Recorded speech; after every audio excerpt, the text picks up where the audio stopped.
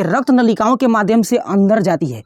RBC, पुरानी RBC, जिसके द्वारा गैसों का परिवहन ज़्यादा नहीं हो पाता है, क्योंकि बुढ़ौती में थोड़े उतना काम होगा जितना कि यंग अवस्था में होता है। तो आरबीसी बुढ़ौती में ना काम सही से नहीं कर पाती है।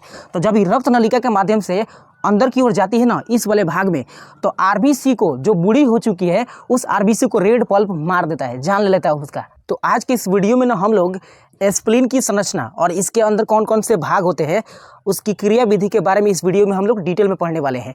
साथ ही साथ हम लोग ये भी जानेंगे कि आखिर इसके अंदर आरबीसी का भक्षण कैसे होता है, इसको ब्लड बैंक क्यों कहा जाता है, ये सारी इस वीडियो में कवर करने वाले हैं। सो आइए शुरू करते, देखते हैं सबसे पहले इस कहानी को। तो सबसे पहले इसके हम लोकेशन की बात करते हैं कि ये स्थित कहाँ होता है। तो हमारा जो स्टमक होता है, स्टमक माने आमाशय, उस स्टमक के ऊपर बाएं साइड में स्थित होता है, जैसा कि आपको डायग्राम में दिख रहा है। ये रेड जैसा दिखने वाला भाग जो है ना, इसी का नाम स्प्लीन या तिल्ली, जो कि यहाँ पे हमने काट कर बनाया है संरचना में, ताकि आपको अच्छे से समझा सके। देखिए ये डायफ्राम के नीचे होता है। कहाँ होता है? डायफ्राम के नीचे, ठीक है। अब देखिए, अगर हम इस स्प्लीन को अनुप्रस्थ काट में ऐसे हम काट दें, तो उसके अंदर ये सारी चीज़ें आपको देखने को मिलता है, जिसमें अंदर आपको ना ऐसे खांचेदार संरचना कहीं दिख पा रहा होगा। इस खांचेदार संरचना को ना हम बोलते हैं फाइब्रस कैप्सूल। फाइब्रस कैप्सूल के अंदर बहुत सारे रक्त नलिकाओं का जाल होता है, जिसके अंदर आरबीसी, डब्ल्यूबीसी या रक्त कणिकाएं अंदर की ओर प्रवेश करते रहती है। और इन फाइब्रस कैप्सूल के अंदर दो प्रकार के भाग होते हैं, दो तरह के भाग होते हैं। एक भाग को बोलते हैं रेड पल्प या लाल पल्प बोलते हैं, दूसरा को बोलते हैं सफ़ेद पल्प। आप इसमें डॉट डॉट छोटी छोटी संरचनाएं देख पा रहे होंगे, इसमें लाल भी होता है और सफ़ेद होता है। तो इसमें जो लाल पल्प होता है ना, या रेड पल्प, इस रेड पल्प का काम क्या है कि जब रक्त नलिकाओं के माध्यम से इसके अंदर पुरानी आरबीसी की बात करें, तो आरबीसी जो होता है, इसका जीवन काल 120 दिन का होता है, ये सबको पता है। तो 120 दिन का जीवन काल होता है, लेकिन जब ये बूढ़ी हो जाती है ना, बूढ़ी का मतलब जब इसका जीवन काल लगभग समाप्त प्राय हो जाता है 120 दिन तक, तो ये रक्त नलिकाओं के माध्यम से अंदर जाती है। आरबीसी, पुरानी आरबीसी, जिसके द्वारा गैसों का परिवहन ज़्यादा नहीं हो पाता है, क्योंकि बुढ़ौती में थोड़े उतना काम होगा जितना कि यंग अवस्था में होता है। तो आरबीसी बुढ़ौती में ना काम सही से नहीं कर पाती है। तो जब ये रक्त नलिका के माध्यम से अंदर की ओर जाती है ना, इस वाले भाग में, तो आरबीसी को, जो बूढ़ी हो चुकी है, उस आरबीसी को रेड पल्प मार देता है, जान ले लेता है उसका, यानी आरबीसी को नष्ट कर देता है, भक्षण कर देता है। तो आरबीसी को भक्षण कौन कर रहा है? रेड पल्प कर रहा है।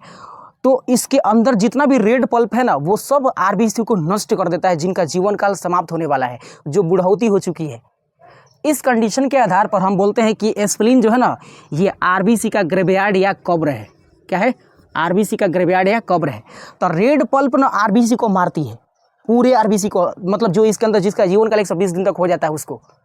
इस कारण से हम बोलते हैं कि स्प्लीन या तिल्ली जो है आरबीसी का कब्र है, ग्रेवयार्ड ऑफ आरबीसी। अच्छा, इसके अंदर जो उजारका होता है, उसका काम क्या होता है? तो उजारका जो है ना, ये मुख्य रूप से हमारे शरीर में लसीकाडू और एंटीबॉडी, लसीकाडू और एंटीबॉडी यानी लिम्फोसाइट और एंटीबॉडी, इन दोनों का मैच्योरेशन होता है। मैच्योरेशन का मतलब कि ये परिपक्व होते हैं। देखिए, लसीकाडू और एंटीबॉडी जो है ना, हमारे शरीर की रक्षा करते हैं, प्रतिरक्षा तंत्र का ये हिस्सा है। तो ये दोनों के दोनों मैच्योरेशन कहाँ होते हैं? तो ये स्प्लीन के अंदर होते हैं। मतलब बनते कहीं और ही है, लेकिन इनका मैच्योरेशन या परिपक्वन कहाँ होता है? तो ये होता है लसिकाऊ और एंटीबॉडी का परिपक्वन कहाँ होता है? तो इस स्प्लीन के अंदर होता है। मतलब ये रेड वाइट पल्प जो है ना, ये आरबीसी और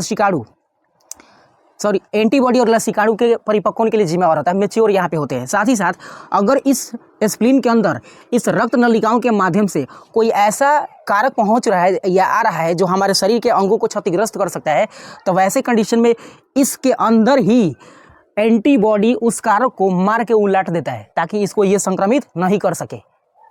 ठीक है। तो एक तरह से ये एंटीबॉडी का फील्ड है, जहाँ पे परिपक्व होने के बाद इस रक्त नलिका के माध्यम से निकल जाते हैं बाहर और शरीर के हर हिस्से में फैल जाते हैं।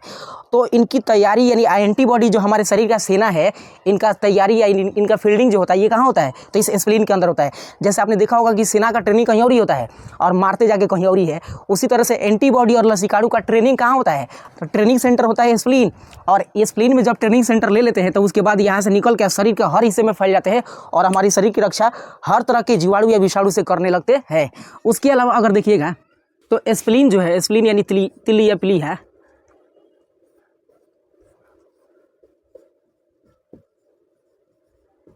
तो इसके पास लगभग ब्लड को 250 से 300 ml या अप्रॉक्स बोले तो 200 से 250 ml ब्लड स्टोरेज करने की क्षमता होती है। कितना? 200 से 250 ml ये ब्लड को स्टोर कर सकता है। तो इस क्वांटिटी को स्टोर करने के कारण इस हम स्प्लीन को या प्लीहा को ब्लड बैंक भी कहते हैं। क्या कहते हैं? Blood bank.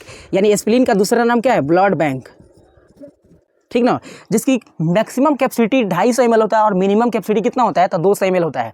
इसके अंदर ब्लड को स्टोर किया जा सकता है, ये ब्लड को स्टोर करता भी है। इसके अलावा अगर बात करें तो ये स्प्लीन जो है ना, जब हम भ्रूण अवस्था में होते हैं यानी छोटी अवस्था में होते हैं, इम्ब्रियो स्टेज में होते हैं, तो उस समय या उस कंडीशन में या उस अवस्था में स्प्लीन के अंदर ही ब्लड का निर्माण होता है। कहाँ निर्माण होता है? ब्लड के अंदर।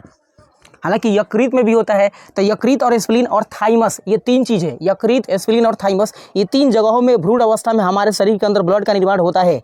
लेकिन जब हम वयस्क होते हैं तो हमारे शरीर के हड्डियों में, हड्डी के अंदर क्या होता है? तो ब्लड का निर्माण होता है। लेकिन in the phase of embryo, मतलब भ्रूण की अवस्था में इसके अंदर होता है।